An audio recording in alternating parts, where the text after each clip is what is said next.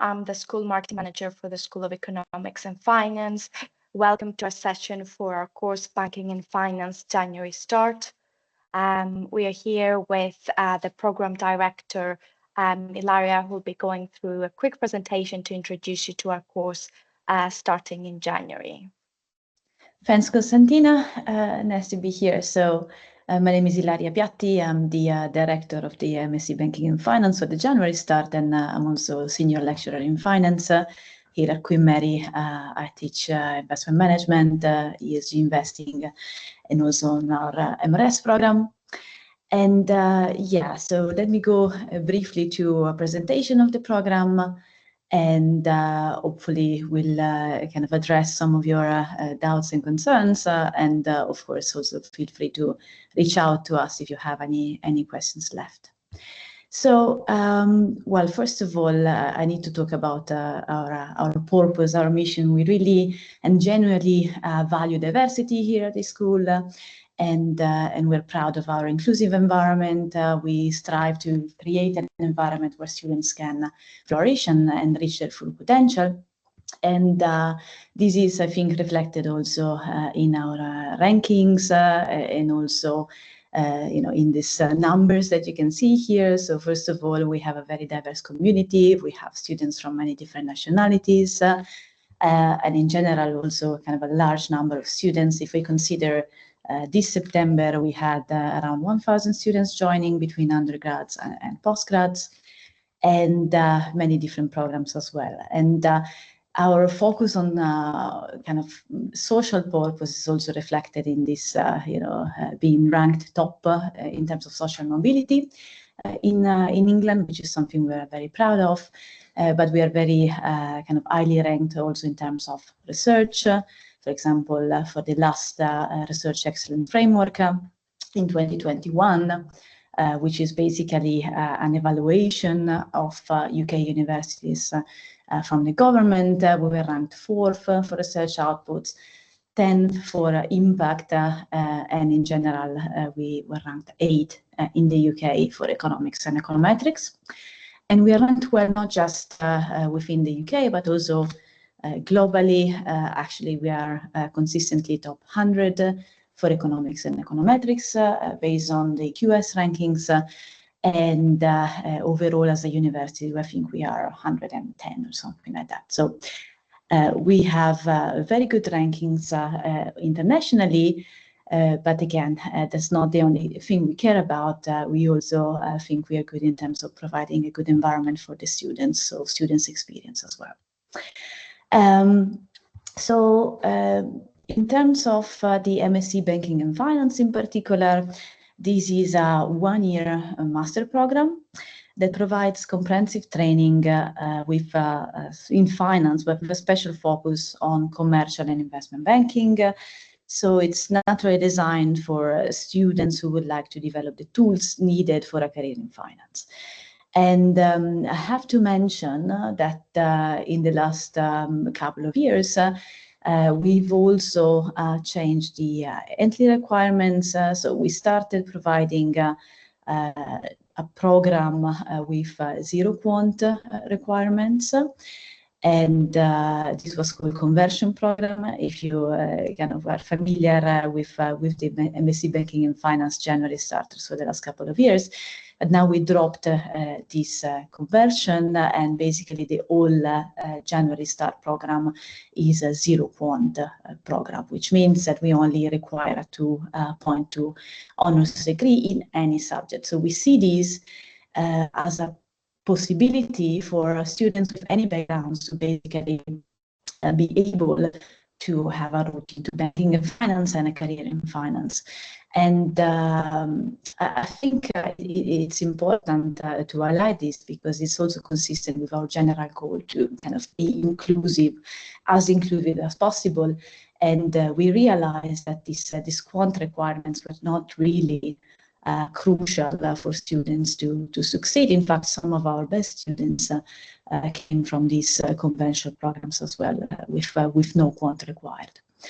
So basically, the idea is not that the program does not include quantitative elements. It does. Obviously, it's a finance and economics program. But we believe that we can actually provide the students with the quantitative tools and analytical tools required to succeed. Also, in terms of content, we have 6 compulsory modules, 4 in the first semester and 2 in the second semester, and 3 elective modules, and the last term is just devoted to the dissertation. So to give you a better idea, that's kind of the structure of the program. So you can see during the first term, there are 4 core modules: practical evaluations, corporate finance, a quantitative module, and investment management, plus 1 elective. And in the second term, so over the summer, basically for the January starters, you would have 2 core modules, risk management for banking and commercial and investment banking, plus 2 electives. And the last term, as I said, is just for the dissertation. And before the start of the program, so basically in mid-January, there are 2 weeks of induction. And this induction is to give you, first of all of the information that is needed and to get familiar with the campus, with the facilities, with the program itself, but also to start providing these quantitative tools that I mentioned before. So we have a non-mandatory but highly recommended introduction to maths for finance. And we also have introductions to the other services that we provide to students, so from immigration to careers. So in terms of elective modules, there's a wide range of modules. This is not a comprehensive list, but it's just to give you a flavor of the types of topics that you could cover. So we have things like derivatives, international finance, behavioral finance, and importantly also things related to like big data or machine learning. We have this ESG investing, which is what I give, but also climate finance, and so on and so forth. So a wide range of topics so that you can really kind of customize your master program in the direction that you want to take. In addition to core modules and elective modules, we also have a number of kind of optional modules or additional elements that we give you access to kind of upgrade your skills and in particular improve your employability. Because, well, I'll tell you a little bit more about a couple of these in particular, but the idea is to, for example, improve your coding skills if you would like to get access to roles that are a little bit more quantitative. So, for example, there are modules that cover MATLAB or Python, Stata, C++, and so on and so forth. There are modules related to trading or portfolio management, and importantly, I want to highlight 2 of these kind of short modules or kind of optional modules that are Amplify Me and the QMIF. So Amplify Me, let's see if this is a latest version. No, I don't have the slide about this, but I can tell you what it is. So basically, Amplify Me is a simulation-based pathway that kind of replicates what you will have to do in the work environment. And there are 3 different pathways that are markets, banking, and the quantitative pathways as well. So this connects you with not just students at Queen Mary, but also students internationally or accessing the same simulations. They also have kind of a leaderboard type of system whereby they directly recommend to employers students who do particularly well during these simulations. So this can be a very useful tool to get the practical side of what we teach in our core modules and elective modules as well. And the other kind of optional element of the program that I want to highlight is the QMIF. So QMIF is our students-led investment fund. It's pretty unique in scope, and the idea is that students manage over £40,000 of investments. The way it works is that students will, first of all, get some training in terms of portfolio management, equity valuation, and so on and so forth. Also, for example, the use of Bloomberg and related tools that are needed. And then they form groups and they enter a competition. So you will have to prepare an equity report, and then there is a series of judges coming from our staff, but also from the industry. And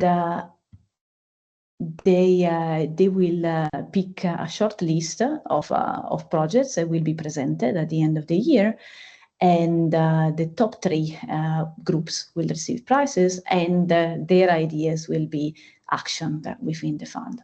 So I think it's a very useful tool. It's an opportunity for students well, to get the practical knowledge that's required to land jobs, but also to get the network, because QMIF also organizes a series of interesting networking events with practitioners. So it's an opportunity for students to get direct contacts with the industry, and also to get useful insights to improve their employability. I think one of the kind of most attractive sides of Queen Mary is that it's very nicely located. It's basically in between the 2 main financial hubs in London, which are the City of London and Canary Wharf, which allow us to get also very good connections with the financial industry. For example, through QMIF as well, or this networking event, we also have industry experts coming to teach on some of our elective programs, which I think is very important for students to get, again, this practical side of their studies. And we also have very nice resources. So, you should come and visit us and, see our campus. By the way, we're also one of the very few universities in London with a campus, which is pretty rare, which I think is useful for students to get this feel of, a community. And we have kind of state-of-the-art lecture rooms. We have access to, the usual suspects in terms of data sources like Bloomberg terminals or Refinitiv. We have WRDS, access to our library services, and Economist, FT, and so on and so forth. So I won't spend too much time on these, but I think students are really kind of provided with all of the tools they need to get again this opportunity to get practical insights into careers in finance. In terms of the teaching itself, we have 2 hours lectures for all of our modules, plus 1 hour of classes every week. Classes meaning kind of opportunities to go through exercises normally and ask questions to teaching assistants. So attendance is mandatory for the lectures, is highly recommended for classes, because they tend to give kind of the most important elements importantly to kind of get prepared for the final exams. And well, I won't spend time talking about the elective schedules, but you'll have to pick 1 elective in your first semester or trimester, and 2 electives in the second. Some electives are offered in both, some are not, so you'll have to kind of figure out what's the best choice. But you also have some support, even in terms of selecting these elective modules. So you will be allocated a kind of an academic advisor to whom you can ask questions also related to this. The assessment varies, but it's on average kind of 80% final exam, 20% midterm or in-sessional assessment. We are trying to vary a little bit more also our assessment structure, so give a little bit more weight to coursework or some more practical assessment methodologies, and rely a little bit less on in-person final exams, but we think that it's still important also to have, at least for some of the modules, standard structured in-person exam at the end of the modules.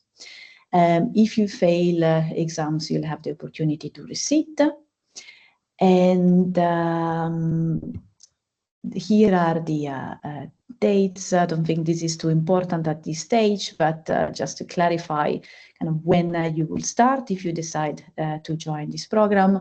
So the 2 weeks of induction will start mid-January, and then the actual lectures will start at the end of January. So let me just spend a couple of words about careers. So as I said at the beginning, so I think the focus of the program is on commercial and investment banking. So many of the students have gone out to some of these careers. But in general, we have students in many organizations worldwide. So here are just some examples: Bloomberg, Morningstars, S&P, Moody's, and so on. We also have a focus on risk management, which is why you see some of these, for example, credit rating agencies here, or careers in risk management or accounting as well.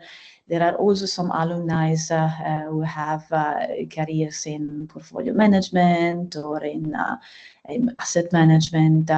It really varies, and it also depends on your interest, but I think we have a kind of an interesting alumni community that you can also reach out to get more information. I think there is a question on the chat.